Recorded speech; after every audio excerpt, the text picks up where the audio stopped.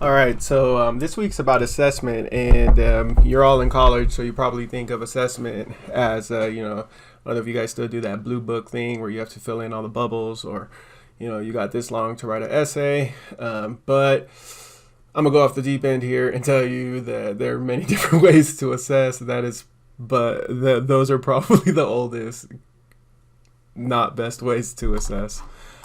So let's see. So the nuts and bolts. Formative assessments are the day-to-day monitoring. Summative assessments are the benchmarks and unit tests. So if you're just looking at something that's going on that day, quickly checking it out, that's your formative. If you're doing something long-term and maybe it's like your final exam, that would be your summative. So technology can definitely make some of these tasks easier. For example, you can go into Google Docs, open a new document, select tools, select voice typing.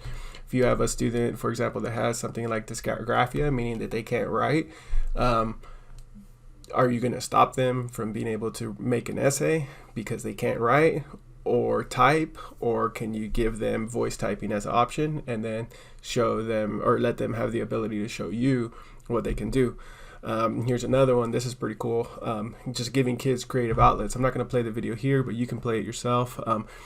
One of the things that I learned when I was doing sixth grade was I had kids that were struggling with writing, and so I told them, hey, if you write a script, then a narrative script, then we'll turn it into a little play or a little commercial. And it was crazy because they all showed up. I told them if they do that, they have to wear a tie, and then the next day, like a bunch of kids showed up with ties so that they could start doing their videos, and it was a great way for them to get engaged and start essentially what was the creative process for writing. So sometimes people just need an audience, and I was able to assess them based on the videos that they made. Sometimes technology can make the task personalized. So I had tried to give kids videos to watch that would help them learn some of the math that they needed to know, a lot of remedial math, and none of them wanted to watch those videos. And so then I was making one day in Spanish, and some of them started correcting me, and they were like, hey, no, that's not how you say it. And I remember thinking kind of like, wait, are you correcting me? And I was kind of offended at first, but then I realized like, oh, wait, they're correcting me. And then it was funny because from there we started making videos in Spanish, in Arabic, on how you can solve the problems. But it's even a better assessment when they're making the video, because you can hear everything that they're doing, their thought process, and you can visually see it, and it gives them a point of pride when they take them home and share them. So that's a different way to assess. I would actually say that's a more powerful way to assess. You can go a little bit further, and what we did is had different kids make different videos. We turned those into the answers, and so this was the answer key. And we would give the kids a test, and then it wasn't a big deal if you missed the problems. Then you can just go watch your friend's video, and they would tell you how to solve those answers or solve those problems.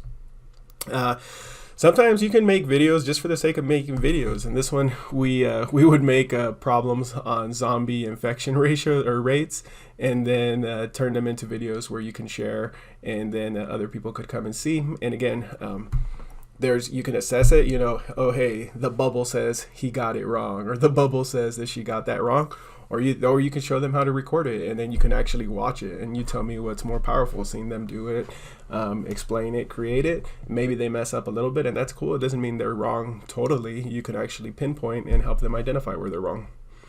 Sometimes technology can also make tasks cooler. So in this one, this is funny. I thought, the worksheets that we have are terrible. Maybe I should make my own worksheets. Well, it turns out that my worksheets were terrible too. And what I did though is I made a copy of the school's football field, and then made the problems related to the football field. But then I realized, why am I making a stupid worksheet about the football field when I could just take them outside to the football field? So then we went outside to the football field, and I would be asking them questions, like, hey, how big is the field? And then it was funny because some of the kids are like, oh, I'm not sure. Wait, what do you mean? And then one of the kids, come on, guys, it's 100 yards, And then everybody's like, oh, yeah. Wait, what about the end zone? How big's the end zone? And then, that's where we start having our conversation. So we're still doing the math, but now we're putting it into a realistic concept.